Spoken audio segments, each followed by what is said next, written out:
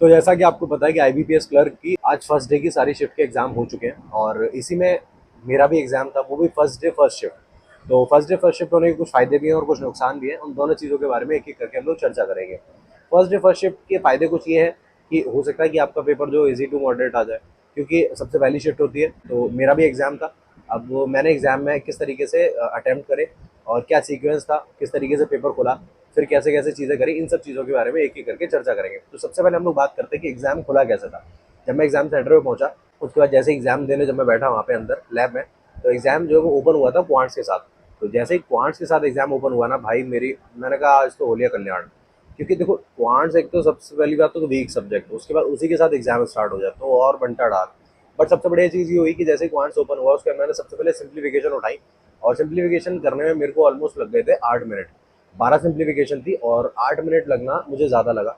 इतने नहीं लगने चाहिए, उससे कम में हो जानी चाहिए। सिंप्लीफिकेशन ऐसा नहीं कोई बहुत हार्ड थी, ईजी थी, बस थोड़ी सी कैलकुलेटिव हो रही थी। कहीं पे स्क्वायर रूट्स आ रहे थे, कहीं पे क्यूब रूट्स भी आ रहे थे, और इसी तरीके से चल रहा था। ऐसा कोई बहुत ज़्यादा डिफिकल्ट नहीं था, हो गया था पहले 8 मिनट में इनको कंप्लीट करने के बाद। अब मेरे पास टारगेट ये था कि या तो मैं अर्थमेटिक के क्वेश्चन उठाऊँ या फिर मैं डीआई कंप्लीट करूँ। तो मैंने डीआई को ही प्रेफरेंस दी और सबसे पहले मैंने डीआई उठाई। डीआई मैंने सबसे पहले उठाई थी टेबल ग्राफ वाली। टेबल ग्राफ वाली डीआई में जो पहला क्वेश्चन था वो बहुत ज़्यादा लेंथी था। आई थिंक 4 लाइन्स का वो क्वेश्चन था, जिसमें कुछ परसेंटेज थी और आउट ऑफ द बॉक्स, मतलब इस तरीके से था। वो क्वेश्चन मैंने स्किप करा था, मैं आपको बता रहा हूँ। सबसे पहले स्किप करा, मैंने 4 क्वेश्चन करे। वो 4 क्वेश्चन इजी थे क्योंकि उसमें किसी में एवरेज पूछा गया था, किसी में परसेंटेज पूछा गया था। वो चारों क्वेश्चन मैंने कर लिए। वो एक क्वेश्चन मैंने बाद के लिए छोड़ रखा था कि बाद में देखूंगा। फिर उसके बाद दूसरी डीआई उठाई मैंने। दूसरी डीआई जब मैंने उठाई थी तो दूसरी डीआई थी हमारी बुक्स के ऊपर की, लाइक ABC था और लाइन ग्राफ डीआई थे। तो उसके क्वेश्चन सारे हो गए थे। अब इतना करने के बाद फिर हम अर्थमेटिक पे मूव करने वाले थे। अर्थमेटिक में आपको बता दो, जैसे मैंने मिक्सचर का क्वेश्चन देखा सबसे पहले मैंने वो कर दिया था। उसके बाद एक क्वेश्चन था रेशियो का। आई थिंक आप लोगों को याद होगा। उसमें क्या था कि जैसे मान लो एक तरफ है x, उसके बाद कॉमा x+7, और उसका जो रेशियो में वैल्यू थी वो 3:4 थी।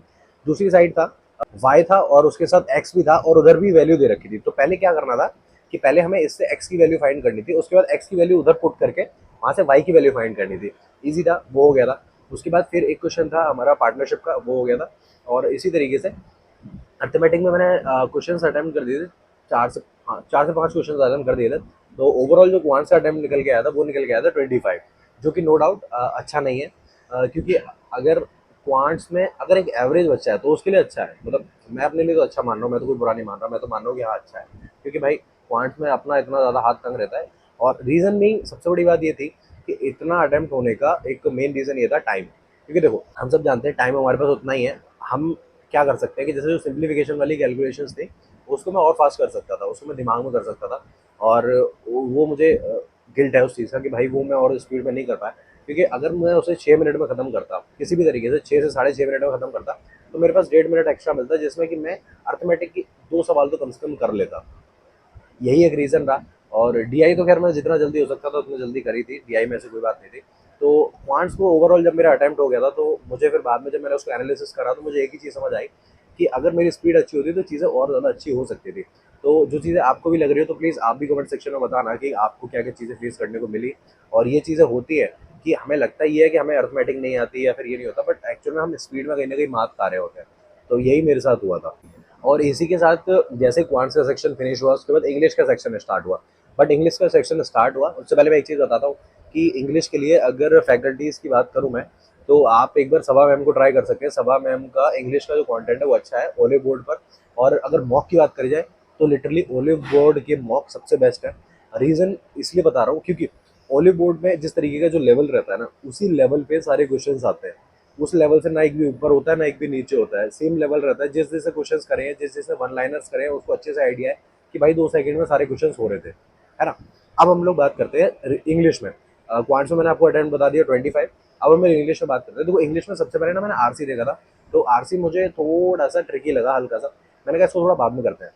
तो मैं क्या करने लगे, मैं सारे मिसलेनियस करने लग गया। मैंने सबसे पहले वर्ड स्वैप कंप्लीट करा। वर्ड स्वैप इजीली हो गया था, वर्ड स्वैप में कोई इतना टफ नहीं था। और वर्ड स्वैप के बाद फिर जो नेक्स्ट चीज़ थी वो मैंने उठाई थी फ्रेज रिप्लेसमेंट। वो भी आराम से हो गए थे, फ्रेज रिप्लेसमेंट में दिक्कत नहीं हुई थी। उसके बाद वर्ड यूजेज किया था। और वर्ड यूजेज में एक चीज़ बताना चाहता हूँ, एक क्वेश्चन रहता था जिसमें नो अरेंजमेंट रिक्वायर्ड था, मतलब वो बिल्कुल फिट था। अ, जितना मुझे याद आ रहा है दे आर बिल्डिंग करके कुछ ऐसा ही था, और वो एकदम परफेक्ट था। तो मुझे ऐसा लग भी रहा था कि ये एकदम सही है।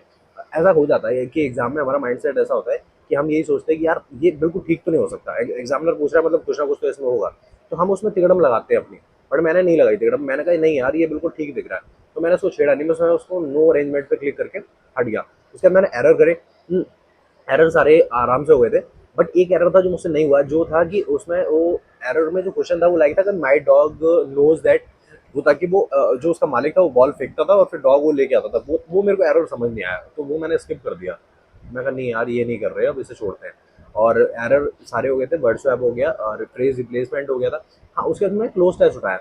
अच्छा क्लोज टेस्ट में मैं आपको बताता हूँ यार, क्लोज टेस्ट मुझे तो डिफिकल्ट लगा था, मतलब मैं अपने लिए बोलूँगा डिफिकल्ट, ऐसे बोल सकते हैं मॉडरेट, ऐसा भी नहीं कि मैं ये कह दूँ अरे बहुत मॉडरेट था। क्योंकि रीज़न ये था कि ना उसकी लैंग्वेज थोड़ी सी ट्रिकी थी, लाइक वो स्कल के ऊपर था और एस्ट्रे वगैरह इन सब चीज़ के ऊपर था, तो वो थोड़ा सा टिपिकल हो गया था। उसने पूछा था कि इसकी जगह पे क्या आएगा ये तो वो, लेकिन हाँ कर लिया था, ऐसी कोई इशू नहीं हुई, हो गया। उसके बाद फिर मैं आया सीधा आरसी पे। आरसी मैंने पढ़ा। आरसी था एक डॉग के ऊपर, लाइक एक डॉग को ट्रेन किया गया था और डॉग का नाम जो था वो हाँ, स्नोई स्नोई करके नाम था, मिलिट्री डॉग था। तो उसकी ड्रिल कराई जा रही थी, लाइक वो एक्सप्लोजिव्स वगैरह के तार वगैरह काट देती है, उस प्रॉपर उसके बारे में था। तो उसके बाद फिर समाज में एक मैसेज आता है कि कुत्तों को भी भाई मिलिट्री में ट्रेन करवाया जाए, तो बाकी कंट्रीज भी ट्रेन कराती हैं, तो इसके ऊपर था। और क्वेश्चन ईजी था, क्वेश्चन जितने भी क्वेश्चन थे सारे ईजी थे, टफ नहीं थे, आराम से होते जा रहे थे। और इसी तरीके से इंग्लिश का सेक्शन मेरा आराम से निकल गया था। ओवरऑल इंग्लिश का सेक्शन अच्छा था, क्लर्क के मुकाबले बहुत अच्छा सेक्शन था। इंग्लिश को अगर आप थोड़ा सा भी कहना चाहो तो ये कह सकते हो हल्का सा इजी से हल्का सा चढ़ा हुआ कह सकते हो, थोड़ा सा, ज़्यादा नहीं। क्वांट्स इजी था। और रीजनिंग तो मैं आपको बताऊंगा तो आपको लगेगा भाई क्या भौकाल है, इस तरीके से, ठीक है। और इंग्लिश में जो अटेम्प्ट गए थे वो गए थे 28, इससे ज़्यादा मैं ना करने की कोशिश करी। और मैं नहीं चाहता था कि मैं रिस्क लूँ यार। और इंग्लिश में मैं एक्यूरेसी यार मान सकता हूँ कि 95, मतलब मैं 5% कहीं ना कहीं थोड़ा सा हूँ अभी बैकफुट पे। बाकी हाँ एक चीज़ और है कि तुम लोग इस चैनल पर नए हो तो चैनल को सब्सक्राइब करो, वीडियो को लाइक कर लो और टेलीग्राम चैनल को ज्वाइन करना मत भूलना, क्योंकि वहाँ पे स्टडी रिलेटेड कंटेंट बहुत सारा पड़ा हुआ है और तुम्हें फ्री में अवेलेबल होता रहता है, ठीक है। तो टेलीग्राम ज्वाइन कर लेना। और इसी के साथ अब हम लोग बात करते हैं रीजनिंग में। तो रीजनिंग में मैं ये बोलूँगा कि अपने अटैम्प्ट बताने से पहले मैं आपको बताता हूँ कि रीजनिंग में अगर आप कॉन्टेंट देखना चाहते हो ना, संजय सर को एक बार ज़रूर देखना, एक नंबर कंटेंट है उनका, मज़ा आ जाएगा आपको देख के। और उनके कराए हुए क्वेश्चंस मैं बता रहा हूँ, मैंने अपना ब्लड रिलेशन वहीं से सही करा था। जो लोग मेरे डेली व्लॉग्स देखते हैं वो अच्छे से जानते हैं कि मैंने ब्लड रिलेशन के लिए उनकी क्लासेस ली थी।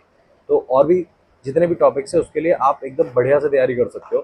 तो हम लोग रीजनिंग की अगर बात करते हैं, तो रीजनिंग में जब जैसे रीजनिंग ओपन हुई तो उसके बाद मैंने ना सबसे पहले पजल्स को टारगेट किया था, मैं ढूंढ ढूंढ के पजल्स को टारगेट किया। अनसर्टेन वाला पजल कर लिया था मैंने, उसमें 16 बन रहे थे बंदे, आराम से हो गया था। लेकिन उसमें मेरी 3 प्रोजेक्शन बन गई थी। ये कह सकते हैं कि मेरी जल्दबाजी की वजह से बन गई थी, वैसे मैं अगर थोड़ा सा पेशेंस रखता तो 2 प्रोजेक्शन में आराम से उसका काम हो जाता, बट वो 3 हो गई मेरी थोड़ी सी जल्दबाजी की वजह से। बट कोई नहीं, अनसर्टेन वाला हो गया। उसके बाद फिर एक था जिसमें सर्कुलर बेस था, इसमें 8% थे, वो तो निहायत ईजी था यार, वो आराम से हो गया।